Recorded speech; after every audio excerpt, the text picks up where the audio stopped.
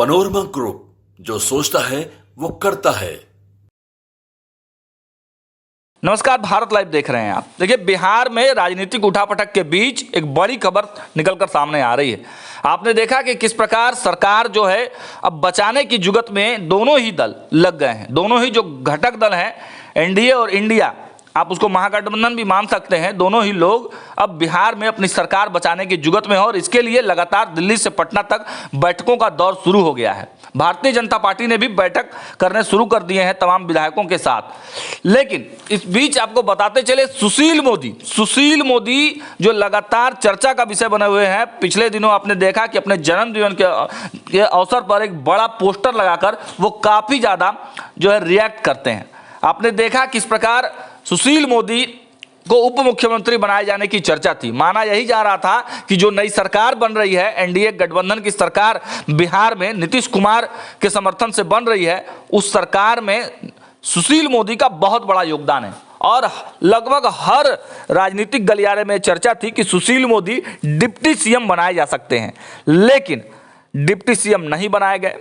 नीतीश कुमार ने उनके साथ खेल कर दिया और नीतीश कुमार ने ही नहीं, कहीं ना कहीं उनकी पार्टी भाजपा ने भी उनके साथ बड़ा खेल कर दिया। अब बात आती है राज्यसभा से उनकी सदस्यता जो है समाप्त होने वाली है। अब वो दोबारा सदन भेजे जाएंगे या नहीं भेजे जाएंगे, लेकिन नीतीश कुमार पर उन्होंने एक बड़ा प्रहार कर दिया है। इशारा तो उन्होंने, कटाक्ष तो उन्होंने किसी और पर किया है, लेकिन उसमें फंस रहे हैं नीतीश कुमार। आपको बताते हैं विस्तार से पूरी खबरें। देखिए, अभी आपने कल ही देखा कि रामबली चंद्रवंशी की सदस्यता रद्द कर दी गई है। देखिए, रामबली चंद्रवंशी वह शख्स है जिन्होंने कहा था कि तेजस्वी यादव शराब पीते हैं। डिप्टी सीएम रहते हुए उन्होंने शराब पिया था और बिहार में पिया था। इस बयान पर ही जो है अब तूल पकड़ लिया है। सुशील मोदी ने इस बयान को पकड़ लिया है और उन्होंने साफ साफ कहा है कि जब 2016 से बिहार में शराबबंदी कानून लागू है, तब तेजस्वी यादव शराब कैसे पी सकते हैं, और अगर तेजस्वी यादव शराब पीते हैं तो नीतीश कुमार को उनकी फाइलें खोलनी चाहिए।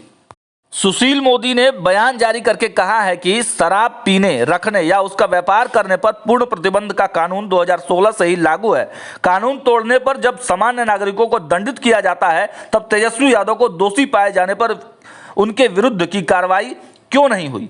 उन्होंने कहा कि सरकार में शामिल होने के नाते तेजस्वी यादव पर शराबबंदी कानून लागू कराने की जिम्मेवारी थी, लेकिन उन पर ही कानून तोड़ने के आरोप लगना कोई सामान्य बात नहीं है।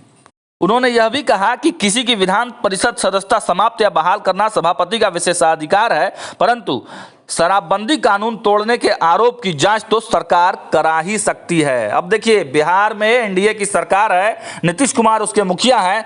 अब जो है सीधे नीतीश कुमार पर यह दबाव बनाने की कोशिश की जा रही है कि तेजस्वी प्रसाद पर जो है कड़ी कार्रवाई की जाए और एक बार फिर से तेजस्वी यादव को कटघरे में खड़ा किया जाए, क्योंकि तेजस्वी यादव बराबर खेला करने की जो बात कह रहे हैं, सुशील मोदी जो है इसी बहाने अपना भड़ास भी निकाल रहे हैं। और राज्यसभा जाने से पहले सुशील मोदी की जो सक्रियता है वो काफी बढ़ गई है। फिलहाल देखते रहिए भारत लाइव। बहुत बहुत धन्यवाद। पनोरमा ग्रुप, जो सोचता है वो करता है।